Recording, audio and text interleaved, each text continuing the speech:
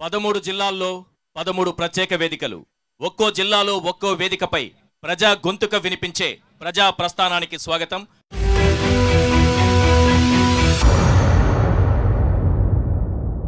ఈరోజు కర్నూలు వేదికగా పారిశ్రామిక ప్రగతి అనే అంశంపై ప్రజా ప్రస్థానంలో మనం చర్చించుకోబోతున్నాం. ఆంధ్రప్రదేశ్ను సీఎం జగన్ పారిశ్రామికంగా అభివృద్ధి పథంలో నడిపిస్తున్నారు. రాష్ట్రంలో పెట్టుబడుల వరద పారిస్తున్నారు.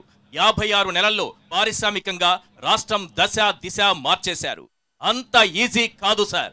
లక్షల కోట్ల పెట్టుబడులు రాబట్టడం అంటే అంత ఈజీ కాదు సార్. దేశ విదేశాలకు చెందిన పారిశ్రామిక దిగ్గజాలకు కాన్ఫిడెన్స్ ఇవ్వడం అంటే అంత ఈజీ కాదు మేడం. లక్షల ఉద్యోగాలు పట్టుకురావడం అంటే నాయకుడికి ఒక విజన్ ఉండాలి, దానికి తగ్గ ప్లానింగ్ ఉండాలి, సాధించగలనన్న కాన్ఫిడెన్స్ ఉండాలి. అలాంటి విజన్ ఉన్న నాయకుడు కాబట్టే ఈజ్ ఆఫ్ డూయింగ్ బిజినెస్ లో గత 3 ఏళ్లుగా రాష్ట్రాన్ని నెంబర్ 1 ప్లేస్ లో నిలిపారు. రూపాయి పెట్టుబడి పెట్టేవాడు 100 సార్లు ఆలోచిస్తాడు. అలాంటి వారికి నమ్మకం కలిగించాలి, సుస్థిర ప్రభుత్వం అనిపించాలి. అప్పుడు పైసా అయినా 10 లక్షలైనా 10 కోట్లైనా 10,000 కోట్లైనా పెట్టుబడి వచ్చేది. అవునా కాదా? మరి సీఎం జగన్ ఆ లెవెల్లో వారికి నమ్మకం కలిగించారు కాబట్టే ఏకకాలంలో ఈ స్థాయిలో లక్షల కోట్ల పెట్టుబడులు వెల్లివెత్తాయి. అవునా కాదా? ఈ 4.5 ఏళ్లలో 130 భారీ పరిశ్రమలు ఇప్పటికే ప్రారంభమయ్యాయి.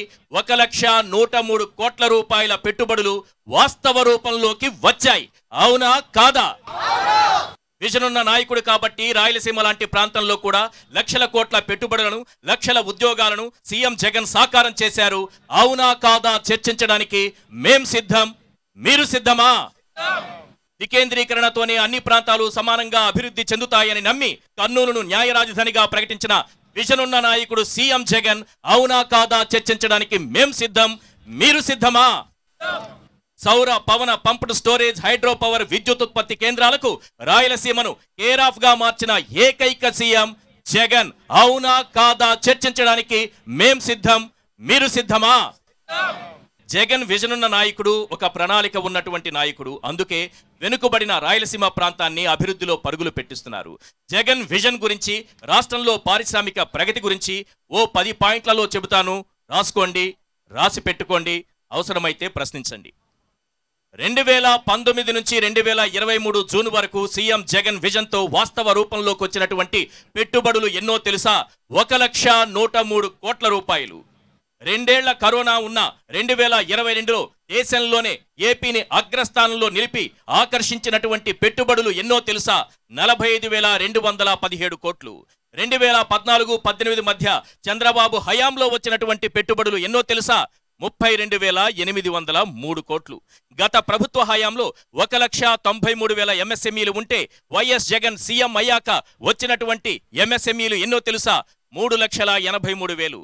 కొత్తగా వచ్చిన ఎంఎస్ఎంఈల ద్వారా ఎంతమందికి ఉపాధి లభించిందో తెలుసా? 12,61,000. ఎంఎస్ఎంఈలకు చంద్రబాబు పెట్టిన బకాయిలు 1,586 కోట్లను సీఎం జగన్ చెల్లించడమే కాక అదనంగా వారికిచ్చినటువంటి ప్రోత్సాహకాలు ఎంతో తెలుసా? 2,087 కోట్ల రూపాయలు. కొప్పర్తి మోడల్ ఇండస్ట్రియల్ పార్కులో 66 పరిశ్రమల ద్వారా వచ్చిన పెట్టుబడులు ఎన్నో తెలుసా? 1,875 కోట్లు. కొప్పర్తి ఇండస్ట్రియల్ పార్కులో ఏర్పాటైన పరిశ్రమలతో వచ్చినటువంటి ఉద్యోగ అవకాశాలు ఎన్నో తెలుసా? 13,776. బద్వేలులో 1,600 కోట్లతో ఏర్పాటు చేసిన సెంచరీ ప్యానల్స్ లో కల్పించినటువంటి ఉద్యోగ ఉపాధి అవకాశాలు ఎన్నో తెలుసా? ప్రత్యక్షంగా 2,000, పరోక్షంగా 4,000.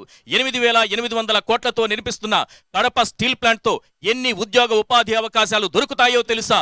25,000. ఇక్కడ మీకు ఇంకో విషయం చెప్పాలి. అభివృద్ధి వికేంద్రీకరణతోనే రాష్ట్రంలోని అన్ని ప్రాంతాలు సమానంగా అభివృద్ధి చెందుతాయని ఒక గొప్ప విజన్తో సీఎం జగన్ అడుగులు వేస్తున్నారు. కర్నూలును న్యాయ రాజధానిగా ప్రకటించారు.